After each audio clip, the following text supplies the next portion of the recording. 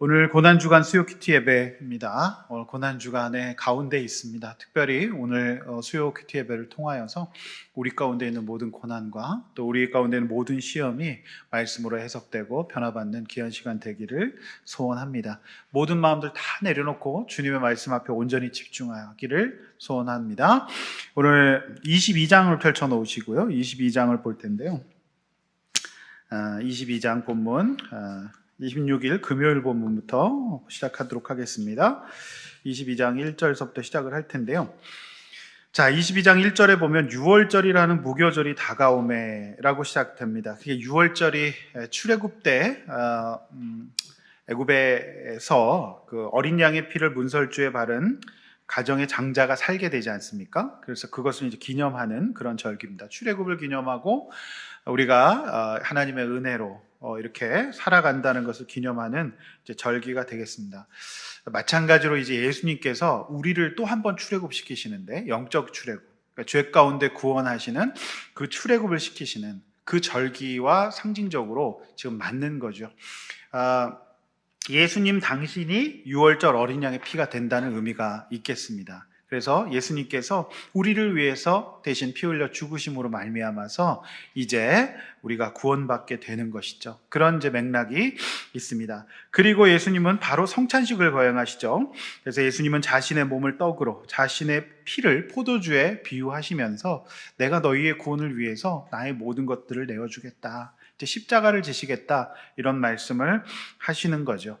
자, 그런 문맥으로 이제 22장이 굉장히 길거든요. 그 예수님의 고난의 이 장면이 굉장히 긴데 오늘 저는 이 고난 주간을 맞이해서 수제자 베드로의 모습, 이 베드로의 모습을 중심으로 쫓아가면서 오늘 이제 베드로를 어떻게 하나님께서 다루어 가시는지를 함께 묵상하고 보고자 하는 것이죠. 그래서 제가 말씀드린 대로 성찬식이 끝나고요. 22장 24절, 그러니까 월요일 주일 본문입니다. 28일 주일 본문서부터 이제 또 베드로를 쫓아서 한번 가보도록 하겠습니다. 22장 24절입니다. 24절 이런 말씀 있죠. 또 그들 사이에 그중 누가 크냐 하는 다툼이 난지라 이렇게 돼 있습니다. 자, 그들 사이에 누가 크냐는 다툼이 났습니다. 자, 이 문맥은 예수님께서는 이제 우리의 죄를 위해서 십자가에서 죽으시고 구원을 이루시겠다. 이런 지금 생각하고 계시잖아요. 그런데 그들 제자들이 했던 생각은 뭐죠? 누가 크냐예요.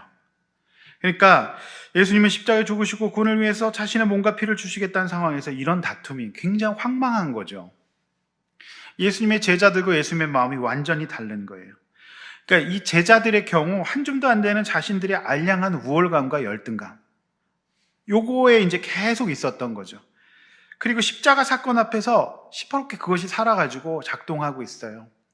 예수님은 십자가에서 죽으시고 우리를 위해서 몸과 살을 내어주시겠다, 몸과 피를 내주시겠다고 말씀하시는데 얘네들은 그런 관심이 없었어요. 인생이 힘든 것은 바로 이 점이에요. 우리 인생이 힘든 거, 내 속에서 다툼이 일어나고 다른 사람과 다툼이 일어나는 이유가 이거예요. 뭐죠? 예수님은 부르심이 있어요. 이 땅에 태어나서 부르심이 있단 말이에요. 이 땅에 오신 이유는 우리의 구원을 위해 사시는 거였죠. 그런데 제자들의 삶에는 그 부르심과 목적이 잘못되었어요. 그들은 지금 상대적인 인생을 살아가고 있어요. 우열과 비교, 열등감과 우월감, 그러니까 다른 사람을 통해서 비교적으로 내가 지금 어떻게 해요? 괜찮다라고 하는 생각을 갖고 있는 거예요. 여기에 절대 행복이 있을 수가 없는 거예요. 예. 제가 주일날 말씀드렸죠. 브리스길라와 아굴라. 자, 이들은 어땠습니까? 그들이 로마에서 쫓겨나기 전까지는 사업에 성공하고 성공된 삶, 안정된 삶, 경제적인 이익을 얻는 것이 인생의 목적일 수 있었을 것 같아요. 그러나 그들이 로마에서 쫓겨나게 되면서 다시 고린도에 왔어요. 그래서 큰 이득을 얻었지만 그들이 몰랐던 걸 깨닫게 된 거죠. 사도 바울처럼 사는 것도 있구나. 그리고 그거를 좀 옆에서 맛을 보고 좀 있어 보니까 전혀 인생의 목적이 완전 달라지고 인생이 굉장히 업그레이드 되는 거죠. 소명, 부르심, 요거예요. 그러니까 인간이 이 세상에서 우울하고 늘 어떤 화가 나고 감사함이 없고 이렇게 되는 이유가 상대적인 영역 가운데 계속 우열의 개념 가운데 있었던 거죠. 우리는 워낙에 좁은 땅덩어리에서 심한 우열 교육을 받다 보니까 못하면 바보고 뭔가 부족하면은 굉장히 힘든 교육을 받게 되어 있어요. 그래서 우리 어린 시절부터 절대 맞고 오지 마라, 엄마 아빠가 책임질 테니까 무조건 가서 때리고 와라, 뭐 이런 교육을 받는다든지, 이겨야 된다, 막 이런 교육을 받아오니까 그럴 수밖에 없는 거죠. 배려, 양보, 섬김. 그 다음에 너 자신의 존재가 아니에요. 그냥 이 좁은 땅덩어리에서 인구는 많으니까 무조건 인정받고 튀어야 되는 거예요. 그러니까 이 우열의 개념 가운데 있어요. 그러니까 이스라엘도 비슷한 거죠. 좁은 땅덩어리에서 유대인들이 태어나서 굉장히 그런 생각을 많이 갖고 있었어요. 여기에 절대 행복이 없는 거죠. 그 다음에 여러분, 바울은 어떻습니까? 그 인생도 그 전에 유대인으로서 치열하게 인정받기 위해서 조금이라도 더 인정받으려고 사람을 더 괴롭히고, 유대교 열성분자로서 그리스도인들을 핍박했던 사람, 그걸로 인정받으려고. 그래서 저 다메섹까지 사람을 잡으러 가는 그 길에 예수님을 만나게 되죠. 그 이후로부터 이 인생은 다른 사람의 우열의 개념에서 벗어나게 됩니다. 그래서 그냥 그 자체의 부르심에 충실한 인생을 살면서 하나님 앞에서 그가 굉장히 값어치 있어지고 보람되고 멋있어지는 인생을 사는 거죠. 오늘 이게 우리 인생의 불행의 씨앗이에요. 여러분, 그냥 사는 게 아니야. 인생은 반드시 부르심이 있어야 돼요. 그래서 소명은 목사만 받는 게 아니에요. 우리 모든 성도님들이 다 그 부르심이 있어야 돼요. 제가 말씀드렸잖아요. 브리스길라와 아굴라 같은 모델이 있다.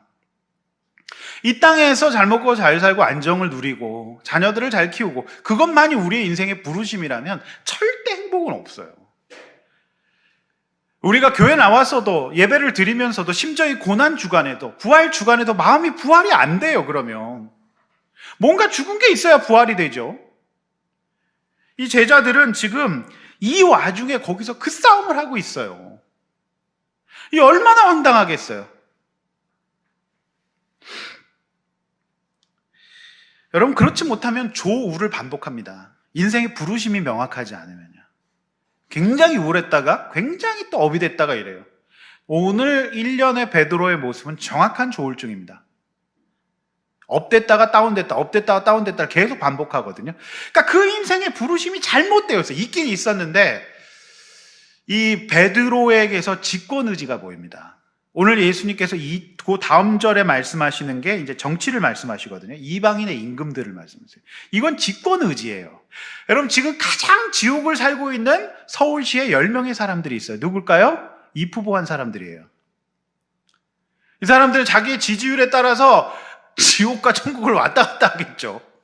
네? 그리고 상대 비방과 막 이러면서 막 너무너무 또 상대 맛 어떤 이런 것들을 보면서 천국과 지옥을 왔다 갔다 하지 않겠어요? 제자들은 지금 누가 크냐? 정확하게 지금 선거운동하는 분들의 구도와 제자들의 구도가 너무 똑같다. 그래서 오늘 이 고난주간은 특별히 선거운동하는 사람들과 제자들을 똑같이 등치시키시면 되는 거예요. 뭐가 까발려질까봐 힘들고, 그러니까 이게 베드로에게 까발려졌는데 그게 인정이 안 되는 거예요. 그래서 모르쇠로 일관하고 있는 거죠. 동문서답하고 있습니다. 그렇지 않습니까? 이게 굉장히 이제 시사성이 있는 그런 말씀이에요. 자, 성도 여러분, 진짜 제가 답답한 것은 인생이 각자 다 부르심이 있거든요. 그 어떤 부르심이 있는데 그 부르심을 잡고 거기서 하나님 앞에 살아가면 그 인생이 굉장히 값어치 있어져요. 여러분, 자동차에 대략 2만 개, 3만 개의 부품이 있다 그래요. 그런데 최근에 현대자동차 미국 납품한 분량에서 대규모 리콜 사태가 나타났어요. 뭐 헤드라이트나 운전대나 뭐 동체나 이런 게 문제가 아니에요. 작은 나사 하나가 브레이크 조향 이 문제를 일으켜서 몇만 대가 다 리콜됐다라고 하는 거죠. 작은 부품이 그 자동차의 부르심이 있거든요. 그런데 그 부르심에 충실하지 못하고 감사하지 못하면 전체적으로 다 망가지게 되어 있는 거예요. 여러분, 우리 인생은요, 상대적인 게 아니에요. 절대적인 겁니다. 여러분, 그래서 제가 학교에서 평가를 할 때도 제일 골치 아픈 게 절대평가예요. 상대평가예요. 저는 다 잘 주고 싶거든요. 다 수고했으니까 다 주고 싶은데 이게 이놈의 상대평가는 퍼센티지가 정해져 있어갖고 성적을 A를 한두 명 넣고 나면 끝나는 거예요. 그러니까 저도 지옥이고 학생들도 지옥인 거죠. 너무 지옥이에요. 그러니까 이 상대적인 평가의 세상 속에 들어가 있어요. 절대적인 하나님의 부르심에 인생의 목적이 없는 거예요. 이러면 인생 그냥 곧바로 좋았다가도 잠깐 다시 다운이 될 수밖에 없어요. 자, 내적인 싸움이 있잖아요. 불편해요. 편하지가 않아요. 부르심이 없기 때문에. 내 도선을 찾지 못했어요. 그러니까 우열의 개념으로 계속 비교하는 겁니다. 그러니까 인생이 힘들 수밖에 없죠. 또 하나, 바깥 사람들, 그러니까 나뿐만 아니라 나 스스로도 힘들고 다른 사람들과도 힘들어요. 오늘 여기서 다툼이 났다 그랬잖아요. 그러니까 내면과 외면의 부조화가 일어난다. 그러니까 사도 바울 같은 경우에는 바깥 사람들과 싸움을 하지 않잖아요. 피해가는 거죠. 강물처럼 흐르는 거거든요. 근데 이제 이 제자들은 그게 안 돼요. 그래서 사랑하며 섬기기에도 부족한 시간을 다투면서 이제 보냅니다. 주목을 받는 사람들 모두가 초점이 자신에게 있기를 원해요. 그렇죠? 그래서 막 자신에게 이제 초점이 있기를 원해요. 제가 지난번에도 한번 수요예배 때 예를 들었지만 40년 동안 경북 영주 시골에서 호미 하나를 만들었던 분이 계신다 그랬잖아요. 죽도록 호미를 만들었어요. 사람들이 그 호미 만들어서 언제 부자 되냐, 언제 너 그렇게 인생 호미 하나 만들려고 살았냐라고 막 비웃었어요. 근데 이분이요, 자그마치 창업 43년 만에 아마존에서 대박이 났잖아요. 그래서 호미 장인으로 인정받아가지고, 여러분, 근데 이분이 만약에 호미를 호미를 잘 만들어서 농사를 짓는 데 도움을 주는 인생, 그것을 감사하고 대장장이로서 정말 열심히 철을 만들고 14살서부터 그 부르심에 순종했다는 거예요. 비교하지 않고. 그래 놓으니까 이분이 아마존 대박이 나서 지금은 제자들이 막 찾아온다 그러잖아요. 그게 이제 부르심이에요. 여러분, 호미 만드는 분이 계속 트랙터와 농기계와 비교하면서 나는 이따위 호미 만들어서 언제 내 인생은 뭐냐 하면서 막 그렇게 살면 그게 그런 바보 같은 짓이 어디 있어요? 그렇지 않습니까? 제자들은 자기가 호미로 부르심 입었다는 것을 만족하지 않고 나는 항상 트랙터가 되기를 원했던 거예요. 그러니까 호미가 기쁨이 없는 거죠. 근데 이분은 호미를 그렇게 잘 수제 호미를 만들면서 결국에 전세가 주목하는, 한국에 꽃삽밖에 없었는데 구분 농기구가 이렇게 좋은 게 있다더라. 그래갖고 지금 난리가 나서 지금 주문이 쇄도해서 주문량을 다 못 맞출 정도라고 하지 않습니까? 여러분 인생에는 다 각자의 부르심이 있는 거예요. 제발 그 부르심을, 하나님 앞에 절대적인 부르심을 쫓아서 가기를 원합니다. 그게 중요해요. 누가 크냐? 이 세계에는 우울밖에 없는 거예요. 평가, 다른 사람에게 평가받고 내가 인정받고 그것이 인생의 목적이라면 반드시 그거는 내외적 싸움이 있을 수밖에 없다라고 하는 거예요. 여러분, 이 세상에 많은 교회가 있습니다. 그런데 우리 교회가, 우리 아둘람 교회가 있잖아요. 근데 제가 맨날 큰 교회랑 비교하고 맨날 뭐 큰 교회, 유명한 교회랑 비교하고 이러면 제가 지옥이지 그게 목회입니까?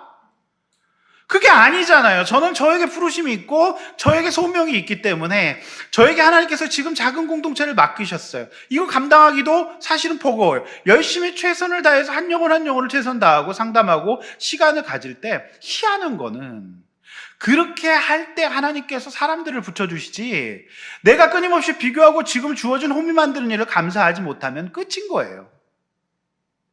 여러분의 목사가 그렇게 계속 비교하고 자기 자신에게 만족 못하고 그런 목사와 함께 신앙생활 하고 싶습니까? 여러분이 최고인 거예요. 저에게 부르심이 있는 거예요. 지금 제가 큰 교회를 섬기다 왔기 때문에 지금 저의 부르심은 이거기 때문에 제가 최선을 다하는 거예요. 근데 하나님께서 이상하게 사람들이 이렇게 찾아오도록 인도해 주시는 거예요. 그거 참 놀랍죠? 여러분, 제가 뭐길래 저를 인터넷에서 검색해서 저를 찾아보고 이렇게 강의를 들어보고 찾아왔다는 거 아닙니까? 그거 참 희한해요. 예? 그러니까 자꾸 이렇게 검색을 누가 했는지 제가 쓴 신문 기사가 올라와 있더라고요. 네이버에 보니까. 제 이름 치면 잔뜩 여자 목사 이름밖에 안 나오는데 그게 이제 올라와 있는 거 보면 희한해요. 그래서 저는 그래요. 그 부르심, 나 인생에 부르심이 있다. 인생 호미의 부르심이 있어요. 그리고 농기계의 부르심이 있는 거예요.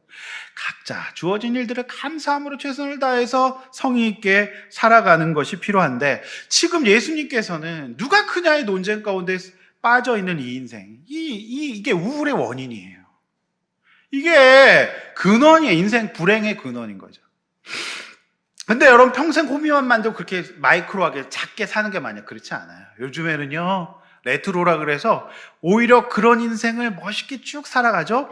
굉장히 강점 있는 사람이 되는 거예요. 여러분 인생에 마치 여러분에게 인생에 호미 같은 인생은 뭘 주셨나요? 어떤 장애를 주시고 어떤 부족함을 주셨습니까? 그럼 그걸 계속 그렇지 않은 사람과 비교하면 살아봤자 지옥인 거예요. 나에게 주어진 삶을 하나님 앞에서 잘 살아가고 명품 인생으로 만들어가면 그것 때문에 굉장히 인생에 값어치 있어지는 게 아니겠습니까? 그렇죠? 근데 우리가 그거를 놓치고 만다는 거죠. 여러분 교회, 세상에는 다 장이 있는데요 교회에 없는 게 있어요. 믿음의 장인이 없어요. 희한하게 수십 년을 신앙생활 했는데 믿음의 장인 못 들어봤어요. 믿음의 장인 들어봤습니까? 그 다음에 명품 믿음 들어봤습니까? 여러분 책 제목 믿음의 장인 이런 거 제가 못 봤거든요. 그렇게 평생 하는데 믿음의 장인은 계속 없어요. 믿음의 초보만 있어요. 예? 믿음의 장인은 왜 없는 걸까요? 그렇게 평생 어려서부터 지금까지 교회 다녔는데 나는 왜 믿음의 장인이 아닐까요? 나는 왜 명품 믿음이 아닐까요? 여러분 이제 우리 인생에 한번 그렇게 되어보기를 원해요. 할렐루야. 여러분 이 고난주간이 진짜 고난인 이유가 뭔지 잘 생각해 보세요. 상대적인 평가 속에 있지 않아요? 계속 비교하고 그러니까 내 인생에 놀라운 부르심이 있다니까요. 여러분 호미를 소중하게 여기시길 바랍니다. 그렇게 인생 살 때 하나님께서 그 인생을 멋진 인생으로 인도해 주실 거예요. 네. 25절 이방인의 임금들과 집권자들. 자, 이건 정치 세력을 말하잖아요. 정치 세력. 이 예수님은 제자 너희들이 나를 따르면서 권력을 쫓고 있다는 것을 예수님 보신 거예요. 지금 이 두 번째 25절 말씀에서 이방인의 임금들은 그렇게 주관하며 집권자들은 은인이라 칭함을 받는다 그러잖아요. 이건 뭐예요? 정치 세력이거든요. 그러니까 예수님은 너희가 나를 쫓으면서 니들끼리 정치하구나. 니들끼리 누가 서로 잘났는지를 보면서 마치 선거철에 후보들끼리 싸우듯이 너희가 그렇게 하고 정확하게 그거예요. 그 예수님께서는 제자들을 보면서 예수님을 등에 업고 마치 집권하려는 정치인들처럼 누가 크냐는 선거 후보 토론회에서 다툼을 연출하고 있는 거예요. 얘들은 지금 예수님 십자가자를 죽으시는데 선거 후보 토론회 하고 있었던 거죠. 그래서 막 서로 공격해요. 내가 준비됐다고. 내가 이런 사람이라고 막 얘기하고 막 공격하는. 그러니까 다툼이 일어나요. 여러분, 그래서 싸움이 일어나지 않습니까? 자, 들으세요! 막 이러고. 예? 발언권 얻고 하세요! 막 이러고 막 그러잖아요. 똑같은 겁니다. 지금 얘네들이 그래서 예수님은요, 집권 의지를 본 거예요.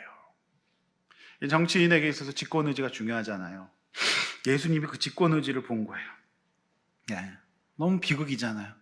얘네들은 지금 정치적인 메시아밖에 없는 거예요.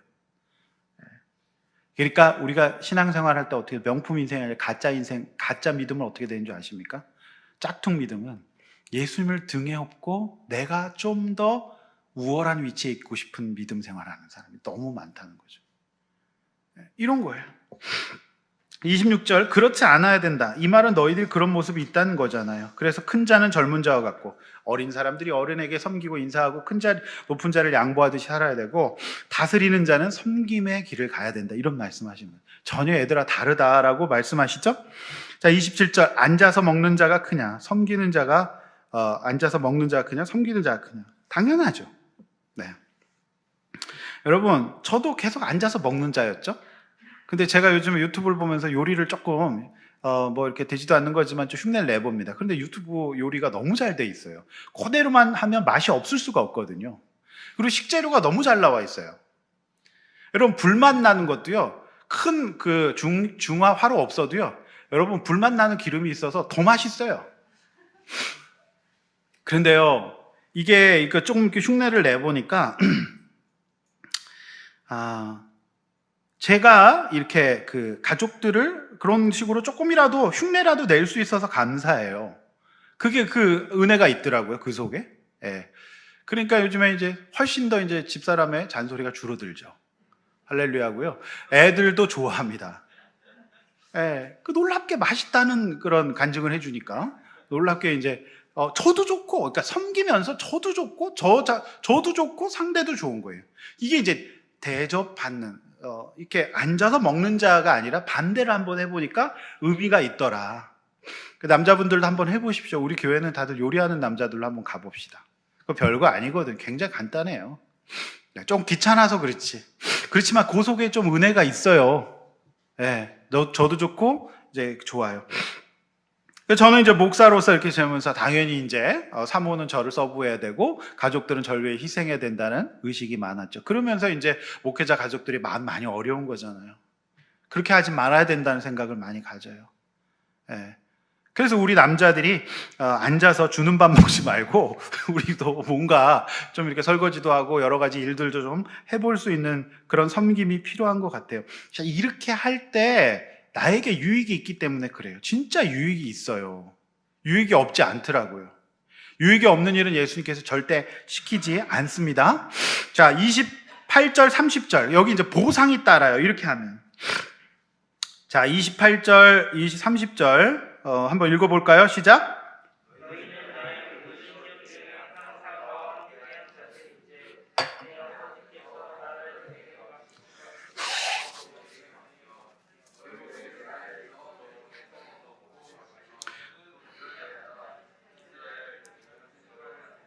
네네.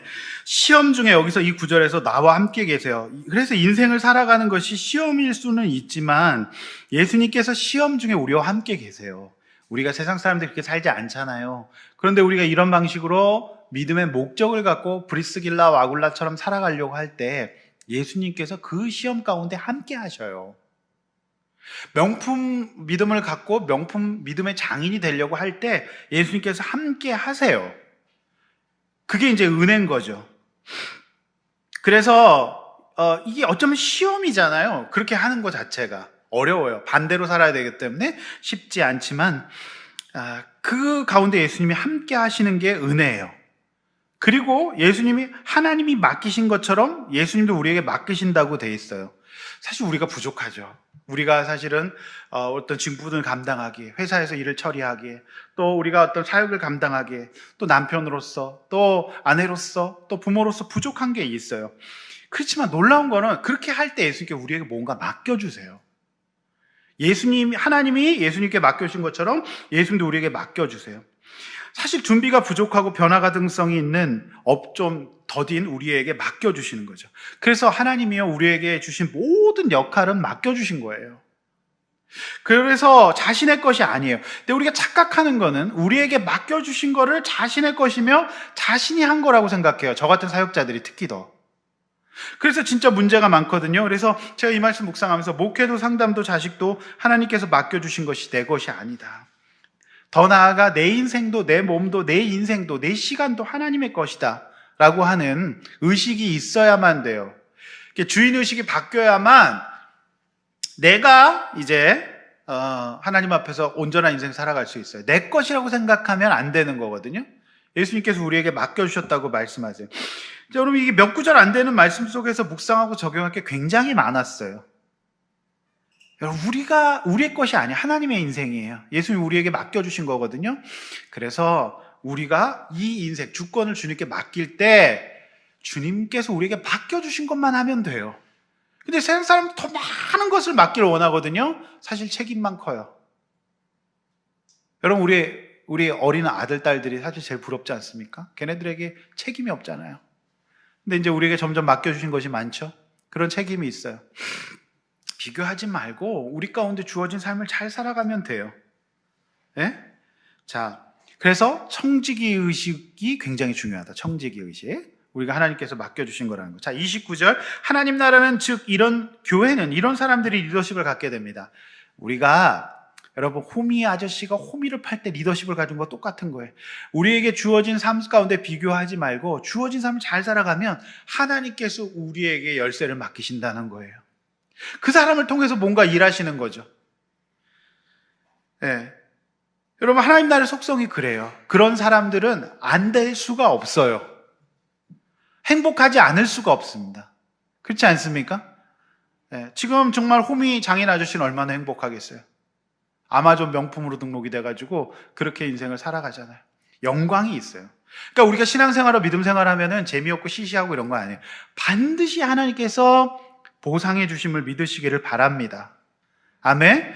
네. 그래서 이렇게 이 문단에서 첫 번째로 이렇게 좀 나눠봤으면 좋겠어요. 내 속의 다툼의 원인은 뭐예요? 하나님의 부르심과 인생의 목적이 없어서는 아닐까요? 여러분, 이렇게 상대적인 세상 속에 살아가지 마시고 하나님 앞에서 목적을 갖고 우리가 이렇게 살아갈 때 하나님께서 우리 가운데에서 이런 다툼들을 변화시켜 주실 줄 믿습니다. 저는 이 구절을 보면서요, 이상의 모든 심리적인 문제와 질환들은 이런 인지의 변화 가운데 치료될 수 있다고 봐요. 그러니까 내 인생이 왜 계속 피곤하고 힘든가? 그거는 인지가 잘못됐기 때문이거든요. 비교하는 거잖아요. 우열에서 인생을 매번 선거처럼 사는 거예요. 치열하게. 얼마나 피곤해요.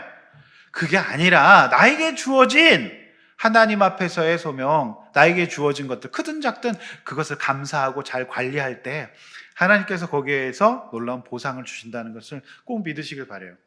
저는 그래서 이렇게 심리적인 문제와 정신적인 질환들은요, 진짜로 우리가 하나님 앞에서 말씀을 잘 인지할 때 자유할 수 있어요. 제가 이 말씀 잘 묵상해 보니까 여러분, 제 가운데 있는 여러 가지 스트레스의 원인은 이런 잘못된 인식 때문이구나. 그러니까 결국에는 하나님과의 만남이 없었구나. 말씀으로부터 자꾸 제가 떨어지고 멀어지면 힘들구나라는 생각을 갖게 되면서 굉장히 제가 힘이 나더라고요. 그건 이제 주님 말씀 능력이에요. 저는 상담만 하지 누가 저희 상담해줘요.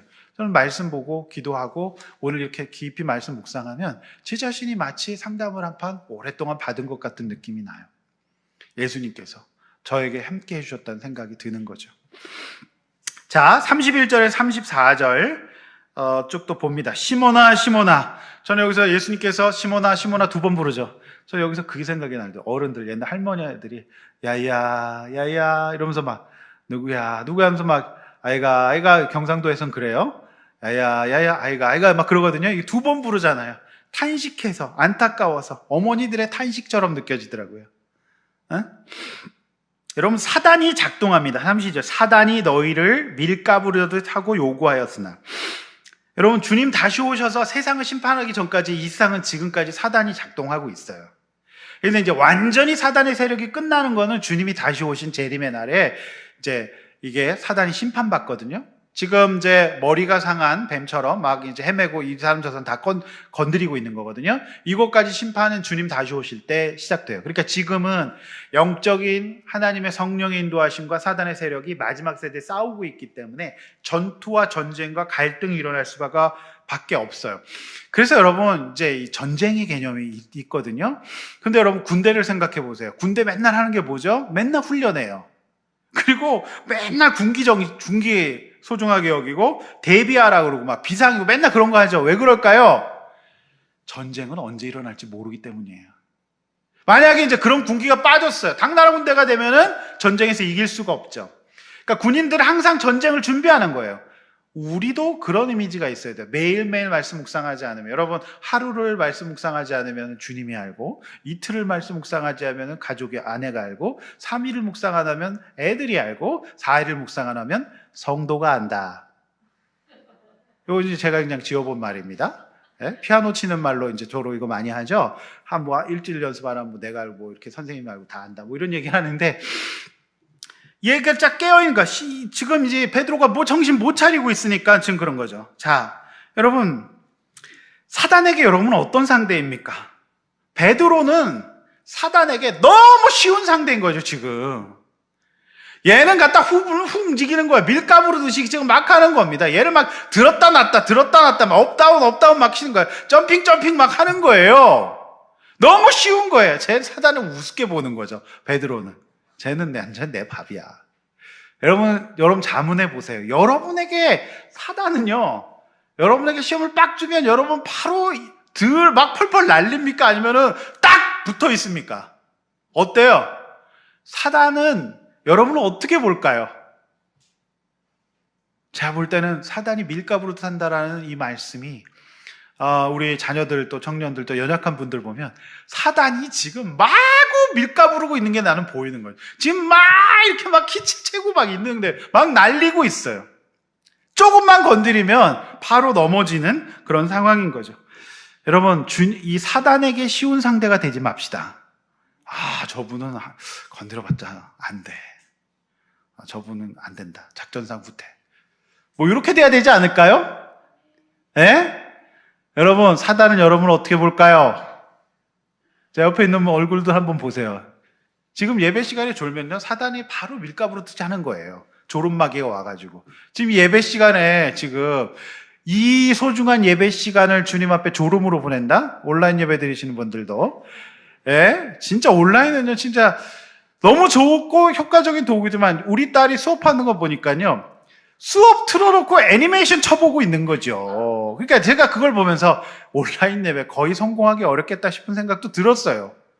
애들 수업이 안 돼. 그거 틀어놓고 그냥 자기 보고 싶은 거 보는 거예요. 그럼 얼른 끄죠. 그러니 우리가 이제 예배가 얼마나 어렵겠느냐 그 생각이 드네요. 그렇죠? 예. 여러분 정신 차리십시오. 졸리면은 나가서 뭐 물이라도 먹고 오든지 뭐 세수라도 하고 오든지 그렇게 하시길 바랍니다. 지금 이 자리에 있는 분들 말고 온라인 예배 드리시는 분들 얘기하는 겁니다. 사단이 정말 우습게 보는 거예요. 예.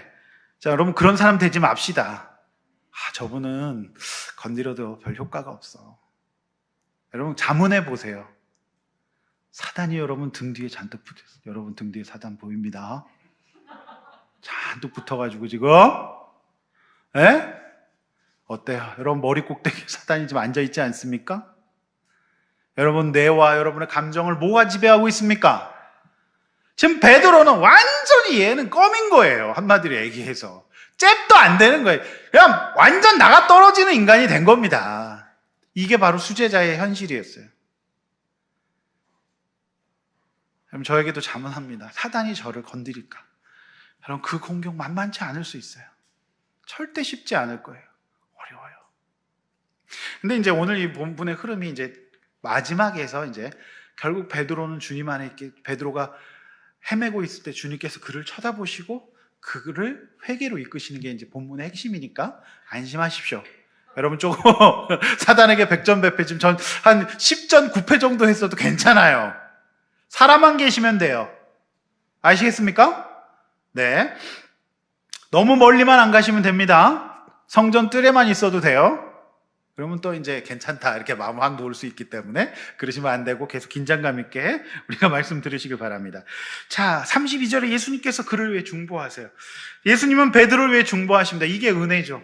이게 성경의 은혜예요. 하나님께서 헤매고 있고 사단에게 조종당하고 있는 꼭두가시 같은 우리를 왜 기도하세요? 할렐루야. 그래서 이게 굉장히 은혜가 되더라고요. 예수님이 기도하셔서 내가 여기까지 있을 수 있구나. 예수님이 기도 안 해주셨으면 나는 이미 벌써 죽었다. 예수님이 나를 왜 중보하신다. 이게 귀한 예수님의 모습이에요. 그래서 오늘도 예수님의 모습을 쫓아서 우리도 중보합니다. 우리도 알잖아요. 누가 사단이 지금 밀가부르트지 하고 있는지. 그래서 후 불면 후 날아갈 것 같은 사람들을 위해서 우리는 중보해야 돼요. 구원을 위해서 그 영혼이 하나님 앞에 떠내려가지 않도록 날리지 않기 위해서. 날리면 뭐가 되는 거죠? 우리 날아다니는 애들 뭐라 그래요? 날라리라고 그러는 거죠. 그래서 명품 믿음이 아니라 명품 날라리가 되면 되겠습니까? 그래서 믿음이 떨어지지 않게 주님 중보하고 계세요. 저와 여러분들 위해서. 그러니까 거반은 베드로가 이 정도 3년 양육을요, 10주 길다고 누가 그럽니까? 3년 양육이에요. 그리고 놀랍게 기숙사 프로그램이에요. 같이 자면서. 이거 누가 받을 수 있겠어요? 못 받아요. 예? 그런데 그 훈련을 받고서 결론이 뭐예요? 밀가부르트하는 거예요. 그러니까 이거는 100% 무슨 뭐 제자훈련 할아버지 뭐 신학교 신학박사가 돼도 밀가부르트할 수 있다. 진짜 조심해야 됩니다. 근데 예수님이 중보기도 하셨기 때문에 저와 여러분들이 사람 된 거라고 봅니다. 예수님이 중보하셔요. 그래서 우리도 중보해요. 그래서 하시는 말씀이 돌이킨 후에 내 형제를 굳게 하라. 하나님 베드로를 돌이키게 할 것이에요. 하나님의 열심이에요. 예수님은 저와 여러분을 돌이켜줄 줄로 믿습니다. 형제를 굳게 하려면 먼저 자신이 돌이켜야 돼요. 변화되지 않고 지금 맥락의 제자들로서는 절대 사람을 굳게 할 수 없는 거예요. 저 여러분이 누군가에게 영향력 있고 굳게 할 수 있는 사람이 되려면 내가 먼저 돌이켜야 돼요. 부모가 먼저 돌이킬 때 자녀가 돌이키는 거 아니겠습니까? 우리가 먼저 돌이켜야 되는 거예요. 내가 진짜 하나님의 사람이 될 때 하나님께서 누군가를 굳게 할 수 있는 사람이 되는 거예요. 아시겠습니까? 그래서 내가 완전히 돌이키지 않으면 다른 사람 굳게 할 수 없어요. 사도 바울이 완전히 돌이킨 다음에 이제 이번 주일날 그가 또 성도들을 굳게 하기 위해서 3차 전도 여행을 가는 거죠. 내가 돌이키지 않고 어떻게 다른 사람을 굳게 할 수 있어요? 다른 사람 문제가 많아요? 여러분, 그것이 내가 돌이키지 않은 것으로 볼 수가 있어요. 자, 이 두 번째 문단 이 속에서 우리가 알 수 있는 게 뭐예요? 우리가 24절의 상태에 머물러 있다면 성도들을 굳게 할 수 없는 거예요. 내가 우열의 개념 가운데 상대적인 개념 가운데 빠지면 우울할 수밖에 없다는 거잖아요. 하나님께서 나에게 주신 부르심을 쭉 쫓아가는 게 중요하거든요. 여러분, 우울하게 치면 이상 베드로같이 우울한 사람이 어디 있을까요? 어딜 가나 환영받지 못했어요. 어딜 가나 대적이 있었고 어딜 가나 매맞았어요. 도망 다녀야 됐어요. 정처가 없었어요. 진짜 우울하잖아요. 공황장애 걸릴만 하잖아요. 근데 베드로는요, 그가 유대교에서 이게 상대평가의 세계에서 주님께 절대평가의 세계로 가면서 그 인생이 쭉 그거 붙들고 갑니다. 그러니까 그 인생이 사실은 장애가 나중에 많아집니다. 안질도 있었고요, 척추장애도 있었고 피부병도 있었다고 해요. 위장장애는 물론. 그러니까 이런 장애 가운데서 베드로는 주님의 부르심을 쭉 쫓아가니까 그 인생이 굉장히 멋있어지는 거죠. 그렇지 않습니까? 그래서 영어권에서 폴이 그렇게 많다고 말씀드렸잖아요. 병원 이름과 학교 이름에 폴처럼 많은 데가 없어요. 그런 인생 될 수 있기를 원해요. 자, 33절. 자, 그런데 이게 참 답답한데 베드로가 여기서 장담을 해요. 33절 읽습니다. 시작. 주여, 내가 주와 함께 오게도 죽는데 가기를 각오하였나이다. 자, 이게 뭐예요? 이건 정확히 조증 상태입니다. 자, 시험 당하는 자들의 특징은요, 잘 들으세요. 자신의 영적 상태에 대해서 심각성이 없어요. 여러분, 제가 오늘 이 고난 중에 특별히 심각하게 말씀을 준비해서 심각하게 전하면 지금 심각해야 되거든요. 내가 진짜로 이게 내 심령을 막 파고들어야 되거든요. 심각해야 되는데 베드로는 심각하지 않아요. 나는 잘하고 있다고 생각해요, 지금. 나만큼 잘하는 사람이 어디냐? 내 지금 말이야, 이거 수요일날도 예배 나오고 말이야. 약간 윤석열 총장 흉내내는 것 같은데, 막 이런 소리 했는데, 어쨌든 여러분, 자꾸 이렇게, 내가 누구 부하예요? 막 이러면서 막 이러잖아요. 그러니까 이게 지금 베드로가 그러는 거예요. 내가, 못한 게 어디 있어요? 내가 지금 어디든지 다 갈 거예요. 막 이러는 거잖아요. 그러니까, 이만하면 되었다. 오히려 누가 나의 신앙을 무시하는가로 시험에 드는 거예요, 이 사람이 지금. 베드로가. 얘는 지금 인정을 받아야 되는데 예수님이 자기를 디스한 걸로 보시는 거죠. 그러니까 지금 속이 뒤집어지는 거예요. 그러니까 이걸 만회하기 위해서 오버하게 되는 거죠. 그러니까 조울이 반복되는 거예요. 자기 기대치가 여기까지 있는 겁니다. 가긴 뭘 가요? 그러니까 베드로는 지금 24절의 상태를 못 벗어나고 있는 거잖아요. 정확한 그의 소명을 못 찾았어요. 수제자로서. 섬긴다는 것의 자리를 못 찾았던 거예요. 다른 사람들과 비교와 세상의 집권자들 같은 생각을 하고 가지고 있었으니 예수님께 공개적으로 이런 말을 들은 것 자체가 어떻을까요? 수치였을 거예요. 예수님이 나를 완전 공개자린 자리에서 물먹인 걸로 생각할 겁니다. 그렇지 않겠어요? 상처가 됐을 거예요. 그래서 이것도 정직하지 못해요. 그럼 예수님 어떻게 저한테 그런 말씀하세요? 의리가 있지. 저는 3년 같이 밥 먹었잖아요. 정말 예수님 너무 있잖아, 이게 나요. 그런데 얘는 그거를 또 직면하지 않고 오버하는 거죠. 그렇지 않습니까? 예. 여러분, 사실 하나님 앞에서 믿음의 장인이 된 사람은 당장 벌어지는 일 때문에 기복이 없어요. 그러니까 이게 내 인생이 아니고 하나님의 인생이고 내 자녀도 하나님의 거기 때문에 하나님께 맡겼기 때문에 내가 벌어지는 상황과 역할에 대해서 너무 왔다 갔다 하지 않아요. 사도 바울이 그렇잖아요. 선교가 잘 되건 못 되건 늘 언제 주님 앞에 가요. 자신의 인생이 하나님의 것임을 믿고 꾸준히 살아갈 뿐이에요. 호미장인이 수십 년간 자신에게 주어진 작은 휘어진 농기구 만든 일에 인생의 소명을 느끼고 살았을 때 때는 엎어지고 망신을 당하고 속이 상한 일이 일어나도 요동하지 않았던 거잖아요. 얼마나 무실당했을까? 시골에서 너는 인생으로 태어나서 이깟것 하나 만들려고 태어났냐? 그러나 그는 그 소명을 잃지 않고 꾸준히 만들었잖아요. 베드로는 여기서 오버하게 됩니다. 자기가 누구보다도 믿음이 좋은 사람이었기 때문이 돼야만 했어요. 근데 그 믿음마저도 상대성의 원리 가운데 있었다는 거예요.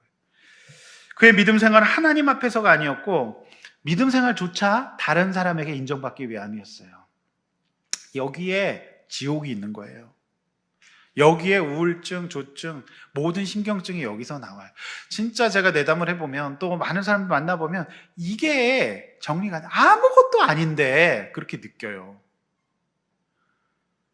베드로가 지금 그런 거예요. 동문서답하고 있잖아요. 베드로의 진짜 위기는 자신의 정직한 내면의 세계를 돌아보고 예수님께 내어 보일 준비가 안 됐던 거예요. 진짜 예수님 제가 이래요. 예수님 저 지금 힘들어요. 미치도록 인정받고 싶어요. 제가 실패한 인생이 아니라는 것을 보여주고 싶어요. 이렇게 나가야 되지 않을까요? 불안해요. 이게 맞는데 지금 제자 훈련 받고 교회 신앙생활 하고 있는 거죠. 그런데도 그의 내면에 왕이 자신이었던 거죠. 인정하지 않았던 거예요. 여러분, 우리가 그 부분을 인정할 수만 있다고 한다면 우리가 조금 더 자유롭고 편안하고 정말 행복한 사람이 될 수 있지 않을까, 그 생각을 하게 됩니다.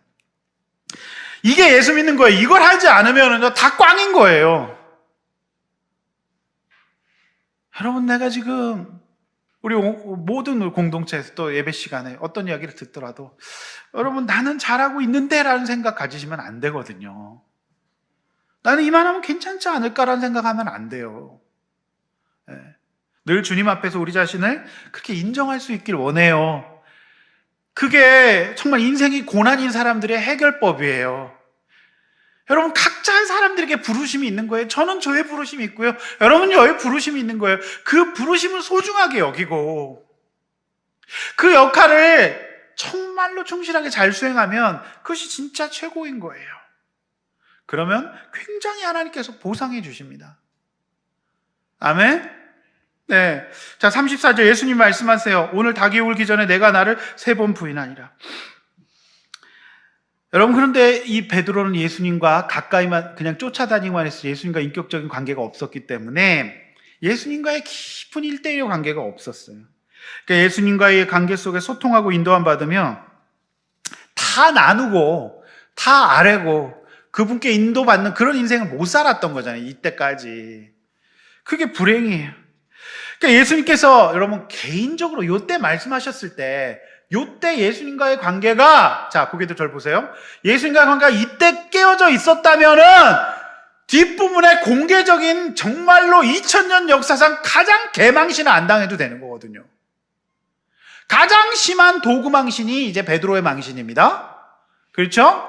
자, 이런 일 안 당해도 돼요. 이때 그냥 말씀 들으면 실전이 벌어지지 않아요. 그래서 오늘 이 예배 시간이 너무 중요한 거죠. 우리가 말씀 시간에 깨닫고 하나님 앞에서 변화되면 실전을 굳이 가지 않아도 돼요. 그렇잖아요. 이거 못 깨달으니까 이제 가서 이제 그런 황당한 창피를 당하게 되는 거죠. 그래서 저는요, 우리 인생에서 가장 소중한 것이 무엇이냐, 예수님과의 깊은 1대1의 관계예요. 진짜 그분을 믿고 그분과의 관계 속에 있는 거예요. 이게 그만큼 엄청나게 중요한 거예요. 그래야만 인생이 변화될 수 있는 거예요. 그렇죠? 네. 그래서 여러분, 전 그런 것 같아요. 상담도 평생 한 번도 상담 안 하고 사는 사람들이 있거든요. 근데 여러분, 상담을 하면 뭐가 좋냐면 상담자와 내담자의 입장에서 자기 마음을 솔직하게 그냥 드러내 보일 수 있게, 그게 이제 굉장히 치료 효과가 있는 거예요. 근데 이거 한 번도 안 하거든요. 우리 어르신들 보면 괜찮다, 먹고 사는 게 다 그렇지, 그냥 술이나 가져와라 이러고 그냥 사시거든요. 그렇잖아요. 다 뭐 그런 거지, 뭐 없어 막 이러잖아요. 그런데 우리가 봐도 정말 필요하잖아요. 근데 이 개인, 근데 요 상담 관계뿐만 인간이 아니라 하나님과 예수님과 그 관계를 갖게 되면 인간이 완전 변화되는 거예요. 그래서 이제 상담받는 자매가 이번 주 그런 얘기를 하더라고요. 상담을 안 받을 때와 받을 때 뭐냐면 삶의 질이 높아지는 것 같다는 얘기를 해요. 이게 뭐예요? 내 삶이 내 스스로만 계속 있다가 뭔가 이렇게 정말로 이렇게 나누게 될 때 삶의 질이 높아진다는 거죠. 그래서 이제 멀리서부터 이제 상담을 받으러 오겠죠. 여러분, 우리 예수님과의 만남 그렇게 중요합니다. 이게 없으면은요, 완전 꽝인 거예요. 구원. 그래서 이걸 구원이라고 합니다. 이거를 살아났다라고 얘기를 하는 거예요. 여러분, 저와 여러분들이 이런 인생이 되기를 원합니다. 그런 인생이 되기를 원해요. 우리 주님 앞에서. 예, 그래서 우리 두 번째 나눔 대지에서 이제 사단은 나를 어떻게 볼까를 나눠보겠습니다. 가벼운 상대일까, 어려운 상대일까? 여러분, 사단이 여러분 어떻게 볼까요? 여자 목장에서 나눠보십시오. 그 다음에 예수님과의 깊은 대화의 만남이 있을까요? 예수님이 말씀하시는데도 지금 계속 동문서답하고 있지 않나요? 여러분, 이거 없으면 꽝인 거예요. 인생이. 난리는 그냥 밀인 거예요. 밀껍질인 거죠. 근데 쭉 이제 예수님과의 내면 속에서 가잖아요. 마치 잠수함 같은 인생을 사는 거죠. 쭉 가는 거예요. 그러니까 그것이 이제 구원인 줄로 믿습니다. 그래서 저는 이 땅의 어떤 심리치료도, 어떠한 약도, 여러분, 이 주님이 주시는 이 하나님과의 관계 속에 있는 사람은 그거 이길 수 있는 거거든요. 진짜 이길 수 있는 거예요. 그런 인생 되시기를 원합니다. 자, 그리고 이제 베드로의 모습 54절부터 등장해요. 요 중간에 39절에 예수님의 겟세마네 기도가 들어가죠. 그렇죠? 그래갖고 예수님의 간절한 기도는 뭐였어요? 나의 원을 내려놓고 아버지의 원대로 하기 위함이죠. 이게 이제 기도의 본질이에요. 그러니까 우리가 기도를 어떻게 해야 될까? 근데 사실 예수님도 이 하나님의 뜻에 순종이 어려웠어요. 십자가 너무 버거웠기 때문에. 그래서 예수님 기도하세요. 그래서 이제 기도의 모델은 그거예요. 우리가 하나님 앞에서 우리가 자꾸 이렇게 가잖아요. 우리가 이거 알지만 자꾸 이렇게 상대로 가잖아요. 상대적으로. 그러니까 우열 가운데 선거판으로 자꾸 가잖아요. 그래서 오늘 우리가 기도하는 겁니다. 예수님, 제가 제발 요거 잡게 해주세요. 예수님 잡게 해주세요. 인생의 소명을 발견하고 제 인생도 명품 인생, 값어치 있는 인생, 소중한 인생, 사람들을 굳게 하는 인생 되게 해달라고 기도하는 거예요. 뭘 달라고 기도하는 게 아니죠. 잘못된 제자들의 기도는 자기가 당선되게 해달라고 기도하는 거잖아요. 그래서 여러분, 그것만큼 어리석은 기도가 없어요. 여러분, 선거철에 모든 후보가 다 당선되게 기도해달라 그러면 하나님 누구 기도 들어야 되나요? 그런 거 아니잖아요. 내가 인정받게 해주세요가 아니에요. 내가 나에게 부러진 소명을 찾고 그 주어진 소명을 잘 찾아가서 내가 행복하고 다른 사람에게 유익한 인생이 되게 해달라고 믿음의 가치를 붙드시기를 바랍니다. 아멘. 여러분, 단일 직종 가운데 가장 우울증이 많은 직종이 뭔지 아세요? 개척교회 목사랍니다. 에? 여러분, 근데 제가 그거 갖고 우울하면 되겠어요? 아니잖아요. 저에게 주어주신 호미를 갖고 계속 파는 거예요. 그러면 그게 하나님이 나에게 맡겨주신 거거든요. 근데 모든 사람이 트랙터 역할만 하려고 그래요. 전국에는 모든 목회자들이 전부 다 자기 트랙터 교회가 되기를 원해. 한 방에 갈아버리겠대. 그런 거 없어요! 이게 무슨 로또예요? 그런 거 없잖아요. 그렇죠? 저도 그렇게 해야 되겠지만 여러분도 그렇게 할 수 있기를 원합니다. 그러니까 이제 이 제자들은 지금 거의 조우를 반복하고 있는 상황입니다. 이 구절을 저와 여러분도 오늘 이 밤에, 오늘 고난주에 나누게 되는 것은 저와 여러분의 그런 모습이 있기 때문에 주님께서 주신 거죠. 그래서 오늘 이 문제에서 해결되고 오늘 요걸 잡게 해달라고 기도하시기를 바랍니다. 근데 특별히 41절에서 예수님이 제자들과 같이 기도하세요. 자, 오늘 우리가 같이 기도할 겁니다. 그렇죠? 근데 특이한 구절이 있어요. 예수님께서 돌을 던질 만큼의 거리를 떨어져서 홀로 기도하세요. 요거 재밌지 않나요? 한 몇 미터 될까요? 우리 돌 던지면은 제가 볼 때 한 10m, 20m 되지 않겠습니까? 그러니까 예수님은 이거예요. 같이 기도를 하지만 1대1의 하나님과의 만남을 더 또 유지하고 싶으셨던 거죠. 여러분, 교회를 우우 다니는 게 아니라 다니면서 함께 우리가 1대1로 하나님 앞에 서 있어야 돼요. 그게 굉장히 중요한 대목입니다. 어머니 아버지의 신앙이 아니라 나의 신앙도 있어야 돼요. 그렇죠? 예수님께서 함께 기도하시되 돌 던질 만큼 거리를 떨어져서, 이게 뭐예요? 제가 보니까 이게 거리두기더라고요. 예수님께서 살짝 거리두기를 하시면서 개인적으로 하나님께, 왜냐하면 제자들과 같이 있으면 전염될까봐. 여러분, 제자들 같이 있으면 제자들을 사실 기도했나요? 졸았죠? 오늘 조는 게 성경적이래. 어떻게 보면은 고난주간에 얘네도 계속 저 졸았거든요. 그래서 예수님 졸음이 예수님도 전염될까봐 돌 던질 만큼 떨어져가지고 이제 거리두기를 하시면서 1대1로 하나님 앞에서 기도하시는 거예요. 요게 굉장히 중요해요. 그래서 공동체 예배, 개인 예배가 함께 있어야 됩니다. 아시겠습니까? 그래서 개인적인 하나님 만남. 그러니까 보통 보면 크고 유명한 교회 다녔다고 막 자랑하는데 의미 없어요. 내가 개인적으로 하나님 만나야 돼요. 그러면서 이제 공동체도 같이 있어야지 좋겠죠? 그래서 꼭 기도원이나 집회에서만 하시는 분들 계시고 분위기 조성이 안 되면 기도가 잘 안 나온다 이런 분들은 문제 있는 거예요. 좀 거리를 두고서도 혼자서 기도를 주도해 나갈 수 있어야 됩니다. 아시겠습니까? 네. 자, 그런 이제 문맥이 딱 나오고 이제 22장 54절에 71절까지가 이제 베드로의 마지막 모습이에요. 등장을 안 했다가 54절에 자, 54절 봅니다. 54절. 언제로 가냐면 화요일 30일 화요일 본문으로 갑니다. 54절 베드로의 모습. 자, 예수를 잡아 이끌고 대전 집으로 들어갈 때 베드로가 어떻게 갔죠? 멀찍이 따라갔어요. 사실 베드로는 저는 이게 멀찍이 갔다가 굉장히 상징적인 메타포, 상징인데요. 이미 베드로는 예수님과 거리가 있어요. 얘가 친밀하지 않아요. 거리를 두고 있었어요. 그걸 지금 베드로는 지금 직접 행동을 취했을 뿐이에요. 여러분과 예수님과의 거리는 어떤가요? 저는 진짜로 너무너무 안타까울 때 신앙생활 오래 했는데 그분과 예수님과의 거리가 너무 멀게 느껴질 때 참 답답해요. 여러분의 예수님과 여러분의 거리는 어떤가요? 너무 멀찍이 떨어져 있지 않나요? 이거는 이미 베드로는 멀찍이 떨어져 있었어요. 그러니까 이 위기의 순간에 멀찍이 떨어진다는 것을 보일 수밖에 없는 겁니다. 여러분, 예수님은 여러분에게 어디 계십니까? 제가 아무리 설교를 하고 막 얘기를 해도 예수님과 멀리 있으면 꽝인 거예요. 200개가 넘는 심리치료 이론으로 어떻게 인간을 치료합니까?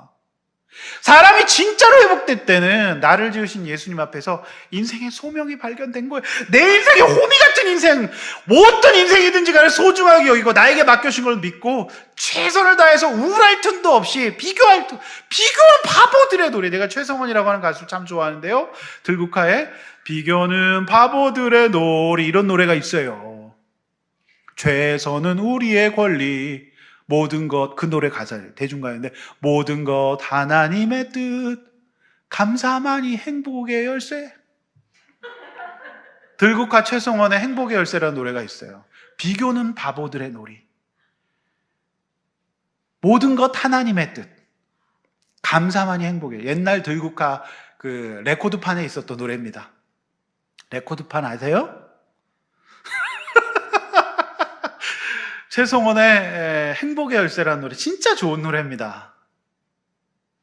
여러분 들국화라는 그룹이요 골방에서 음악 시작했어요. 뭐 애플도 마찬가지예요. 가레지에서 시작했어요. 그냥 비교하지 말고 자기들이 주어진 소명을 잘 심플한 기계를 만들자. 그거 하나로 쭉 갔을 때 그게 나중에 결국에는 명품이 되는 거잖아요. 얘네들이 그냥 엔지 막 이러고 부르다가 그냥 골방에서 막 부르다가 그게 이제 그 음악이 된 거잖아. 그 음악의 색채가 된 거예요. 근데 얘네가 막 비틀즈 따라하고, 예? 막 조용필 따라하고 그럼 되겠어요? 재미없어요? 여러분 음악이 진짜 음악일 수 있는 거는요 장르가 나오는 것이 그거예요. 요즘에 진짜 이런 코리안 또 국악팝이 막 나오잖아요. 범 내려온다. 뭐 내려와. 범 내려온다. 근데 그게 뭐예요? 그 사람들 무시해도 그게 나는 국악을 했고, 그죠? 그리고 이 음악을 갖고 나는 산다. 이 세상 사람들이 랩을 좋아하고, 뭐 팝송 좋아하고, 가요 좋아하고, 발라드 좋아하고. 아니야, 나는 범이 내려올 거야. 범 내려온다. 계속 이렇게 사니까 외국에서 그게 떠가지고 난리가 난 거 아닙니까? 이날치가 그거예요, 이날치가. 그러니까 사람들이 무시할 만한 호미 같은 국악이었지만은 그걸 갖고 소중하게 연주해 나갈 때 알아줄 날이 온다는 거예요. 사람들은 다 똑같지 않아요. 왜 비교합니까? 자꾸. 우리 교회가 뭐 어때서? 우리 교회 얼마나 할 수 있는 거 다 하는데 산에도 가고 음악도 하고 요리도 해먹고 별거 다 하는데 뭐가 부족해 도대체? 예? 양육이 없습니까? 예배가 없습니까? 기도회가 없습니까? 다 있어요. 예배당이 있고 교육관이 있고 다 있는데, 그런데도요, 이상 우울증 집단 제일 많은 게 개척교회 목사래잖아요. 그건 나는 이해가 안 돼요. 왜 그렇게 살라고 그런 목회를 왜 하는 거예요 도대체? 우울하려고 목회하나요? 그건 결국 거리가 있는 거예요. 여러분, 이날치 얘기하니까 좀 피부에 와닿으시죠? 요즘 국악한다 그러면 누가 알아줍니까? 아직도 국악하냐고. 근데 그 창법을 그대로 구사해요. 범 내려온다 막 이러면서 막 하잖아요. 그게 이렇게 뜰지 누가 알았겠어요? 난리예요, 난리. 걔는 뭐 스케줄이 뭐 몇 년치가 빡빡하다 그러잖아요. 여러분의 인생은 호미의 인생을 사세요. 그 호미가 결코 값어치 없는 게 아니거든요. 세상을 바꾸는, 우리는 기계를 만들어 세상을 바꾼다, 심플하게 만든다, 그래서 컴퓨터에다 본체를 때려 박는 그 생각을 하고 만들었지 않습니까? 잡스가. 그런 거예요. 우리나라에서 할 게 없으니까 좁은 땅덩어리에서 열심히 반도체를 만들었어요. 그거 무슨 돈이 되겠냐 그랬어요. 그렇지만 이 세상이 와가지고 이렇게 또 될 줄 누가 알았겠어요? 그렇죠?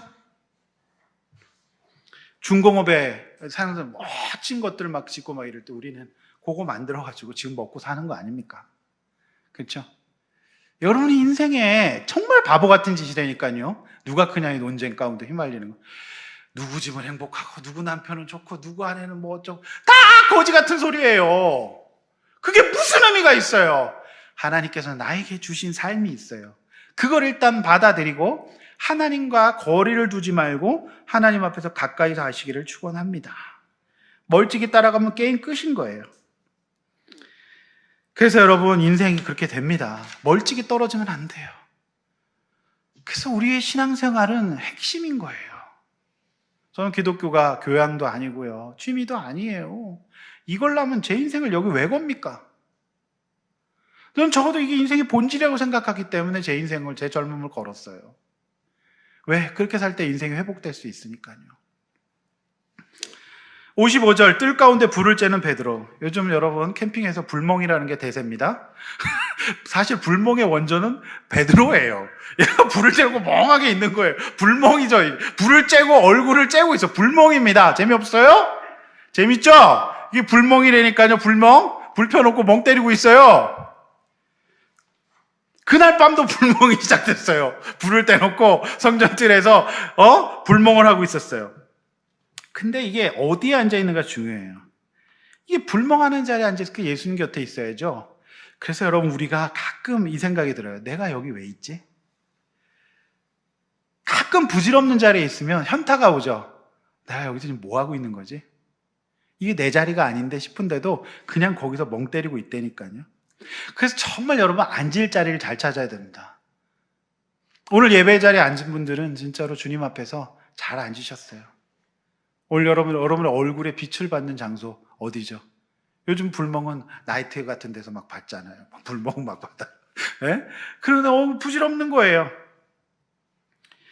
여러분, 어디 앉아 있습니까? 예수님과 멀리 떨어져 있는 장소에 앉아 있어봤자 불멍밖에 안 되는 거거든요. 자, 65절. 믿음도 없고 지혜도 없어요, 얘는. 믿음이 없으면, 따라서 해봅시다. 믿음이 없으면 지혜라도 있어라. 근데 믿음이 없으니까 지혜도 없어요. 바보같이 56절에 보면 자신의 얼굴빛이 잘 드러나는 데서 불멍을 하고 있어요. 나 베드로라고 지금 광고하고 있습니까? 얼굴에 후레쉬 비치고 있어요. 똑같은 거죠. 바보인 거예요. 못 알아볼 수가. 그리고 또 베드로 얼마나 나섰어. 줄 서. 막 줄 서. 막 그러면서 잘난 척은 있는 대로 다 해서 얼굴 다 팔려놓고 거기서 불이 정면으로 얼굴을 쬐는 데 앉아 있어요. 성경에 그렇게 기록되어 있잖아요. 56절에. 뭐라고 돼 있어요? 베드로가 어디를 향하여 앉았죠? 그러니까 얘는 멍청한 거예요. 믿음이 없으면 지혜라도 있어야지. 지금 자기 얼굴 지금 노출시키고 있는 거죠. 그렇죠? 이 바보인 거예요, 바보. 근데요, 믿음이 없으면 지혜도 있다 없다? 없어요. 그 믿음이 없는데 우리가 봐도 진짜 이상하게 사는 분들 많거든요. 믿음이 없으면 지혜도 없어요. 베드로는 숨는 것도 아니고 드러낸 것도 아니에요. 사나 예수님과 거리를 두기로 했으면 어두운 곳에는 앉아있지 왜 거기 떡하니 앉아있냔 말이에요. 이런 멍충이가 또 없죠? 자, 56절. 그러니까 바로 여정이 고발합니다. 56절. 여정이 첫 번째 고발 당하죠? 57절. 첫 번째 부인이 나옵니다. 여자여, 내가 그를 알지 못하노라. 그의 어투를 한번 생각해 보자. 아, 이 여자야! 내가 널 모르거든? 그래서 그런 말을 해요. 자, 58절. 조금 후에. 자, 그런데요, 참 웃기는 게요. 믿음이 없으면 지혜라도 있어야지. 첫 번째 걸렸으면 뜨면 되잖아요. 근데 또 거기 앉아있어요. 거기 이럴 때 앉아있을 때는 우리는 처 앉아있다라고 얘기를 하죠. 거기 굳이 처 앉아있어요. 아니, 거기 첫 번째 여정을 했으면 요때 도망가면 되잖아요. 예? 그런데 이미요, 사람이요, 바보가 되잖아요. 거기 못 벗어나요. 마치 새장 속의 새가 새 문이 열렸는데 나와야 되잖아요. 못 나와요. 죄의 자리가 그렇습니다. 아닌지 알아요. 근데 또 가요. 또 가요. 그 또 못 나와요. 아닌지 알면서도 가요. 진짜 공허하거든요. 그래서 이제 또 못한다. 이게 부인이 나오는데, 그래서 이제 58절에서 조금 후에 또 다른 사람이 도당이라. 그래서 여기서 이제 우리 최일 집사님의 연기가 우리 생각나죠. 도당! 도당! 그랬던 거 기억나시죠? 작년 겨울에. 당신도 도당이야, 도당! 그랬던 거 기억나시죠? 국어책 읽는 연기. 도당! 도당! 이러시는 거 있잖아요. 그래서 이제 여기서 도당이 나옵니다. 아, 이 사람은 나는 아니다. 제가 이제 목장할 때 어떤 남자 집사님이 항상 그 아내 되시는 분한테 아, 이 사람아 계속 그래. 아, 이 사람아. 아, 이 사람아. 계속 아, 이 사람아. 아, 이 사람아 계속 가시더라고요. 근데 그게 생각나더라고요. 네, 59절. 참 진짜 멍청해요. 2번 걸렸으면 도망가도 될 텐데. 근데 여기서 또 1시간을 뭉갭니다. 참 진짜 바보가 이런 바보가 없어요. 여러분 보세요. 여기서 이 1시간이 영원 같았을 거예요. 이미 그의 이성은 마비가 돼. 이거 뭐지? 멍한 거예요. 타격을 받았기 때문에 내 인생은 여기서 끝나는 건가? 이번 생은 망한 걸까? 말해서 왜 그런 표정 있잖아. 멍한 표정이 짓고 있는 거죠. 그런데 이미 몸과 마음이 얼어가지고 가만히 있을 수밖에 없는 거예요. 마치 새장 속에 갇힌 새처럼. 날아야 되는 새가 날아는 기능을 잃어버린 거예요. 제가 답답할 때가 언제인 줄 아십니까? 설교를 저는 열심히 하고 있는데 마치 베드로처럼 앉아있을 때예요. 뭔가 좀 이게 반응이 있어야 되죠. 재밌는 걸 좀 재밌게 얘기하고 울면 울고 뭐 이게 있어야 되는데 마치 1시간을 멍하게 이거 뭐지? 어떻게 되지? 그러면서 이게 얼어갖고 안 움직이는 꿈속에서 악몽 꾸듯이 얘는 지금 악몽을 꾸고 있는 거예요. 여러분 저는 이 죄의 올가미 속에 들어간 사람은요 아닌 줄 알면서 계속 그 자리에 있어요. 그래서 제가 주일날 말씀드렸잖아요. 바울이 지금 너무 고린도에서 힘든 거예요. 이 인간들이 너무 힘드니까 나시린 소원으로 이겨내버리잖아요. 그가 끊을 건 끊었다 그랬잖아요. 그러면서 그가 변화된 삶을 보여요. 그래서 우리 여자 집사님 머리가 남자보다 길다. 여러분이 나시린이 돼야 된다고 말씀드렸잖아요. 그럼 나는 머리가 짧아요. 다행히 우리 교회는 짧은 머리가 없어요. 네? 그래서 거기서 맴돌지 말고 나와야 됩니다. 그렇지 않습니까? 나올 수 있기를 원합니다. 그 자리를 바꾸시기를 바랍니다. 거기서 이제라도 나오세요. 어디서 나와야 될까요? 그래서 여러분 안 나오니까 어떻게 돼요? 이제 부인할 수 없는 결정타 팩트쟁이가 나옵니다. 여기서. 그래서 뭐라고 얘기해요? 팩트 갖고 나와요. 구체적인 정황 2가지. 너가 갈릴리 사람이다. 그렇죠? 갈릴리 사람이다. 그렇지 않습니까?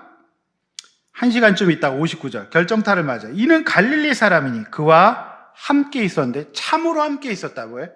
확증이 있는 거죠. 빼박인 거예요. 그래서 이렇게 얘기를 합니다. 60절에 똑같은 말, 이 사람아 또 얘기해요. 이 사람아! 또 이런 얘기를 해요. 그래서 우리 남자들은 아내한테 이 사람아라는 말을 절대 하지 맙시다.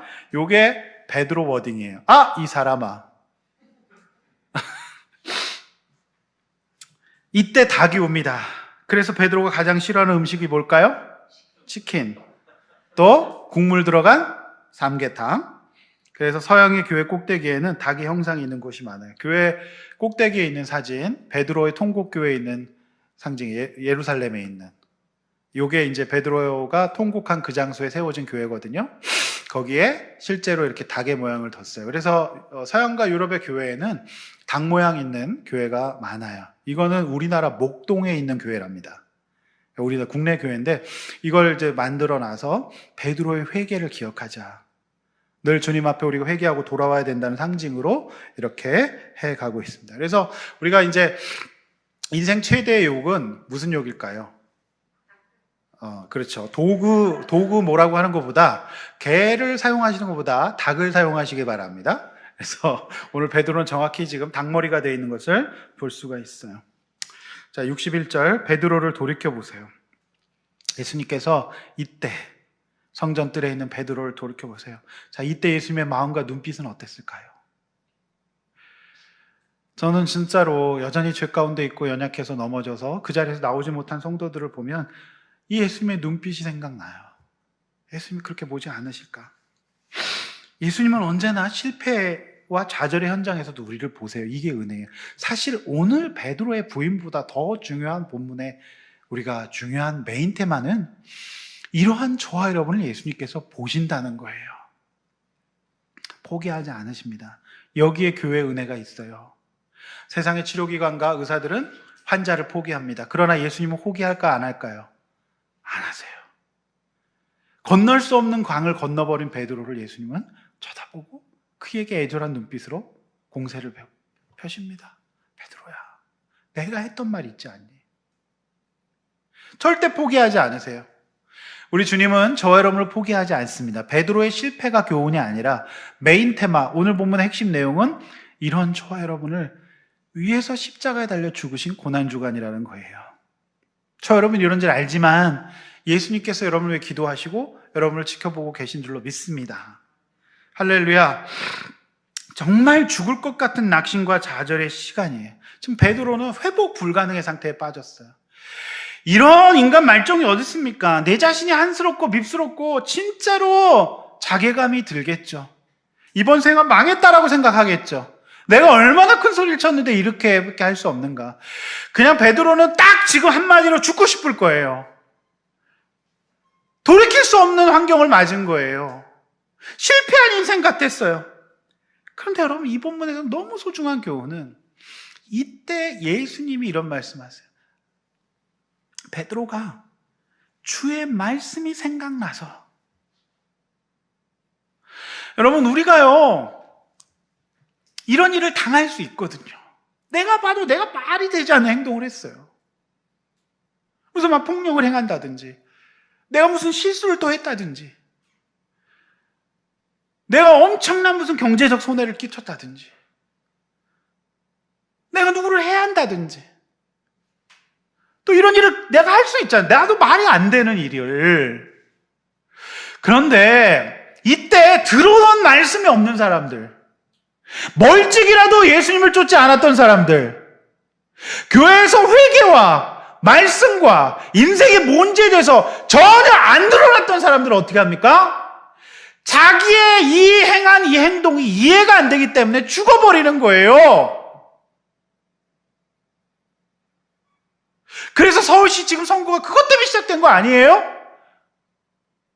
본인이 여자 문제를 감당하지 못하니까 죽어버린 거 아니에요? 돈 받고 말이 안 되니까 죽어버린 거잖아요. 여러분 우리는 그런 인생 살지 말아야 됩니다. 그래서 여러분 미리 말씀을 들어놓는 게 엄청나게 중요한 거예요.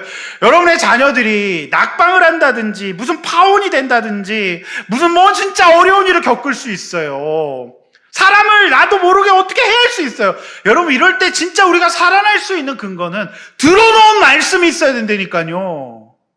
예수님이 이런 사람 포기하지 않았다는 것을 알 때 내가 죽을 생각을 하지 않게 되는 거예요. 그래서 예배는 구원인 거죠. 예배는 너무너무 소중한 거예요. 오늘 같은 고난 주간에 여러분들이 예배를 소홀히 하신다는 것은 죽을 길로 가는 것과 똑같습니다. 진짜 소중한 거예요. 말씀이 생각났다는 거죠. 근데 들어놓은 말씀이 없으면 어떡하겠어요? 여러분, 엄청난 거를 배운다고 뭐가 의미가 있습니까? 진짜 중요한 거는 말씀을 들어놔야 되는 거죠. 그래야 위기의 순간에 살아갈 수 있습니다. 그래서 진짜 우리 믿는 사람들은 이때 어떻게 해요? 예수님 앞에 울고 기도하는 거죠. 회개하는 거예요. 그때 우리가 알다시피 성경에 사도행전에 베드로 사도가 얼마만큼 찬란하게 변화되는지 우리는 눈으로 확인했잖아요. 그렇죠? 그가 그의 소명을 쫓아가기 시작하잖아요. 그래서 예루살렘 교회가 자기 아니면 안 됐다고 생각했던 것들을 내려놓고 주님 앞에 이방 선교로 그도 이제 행하는 것. 우리가 사도행전에서 기억하시죠?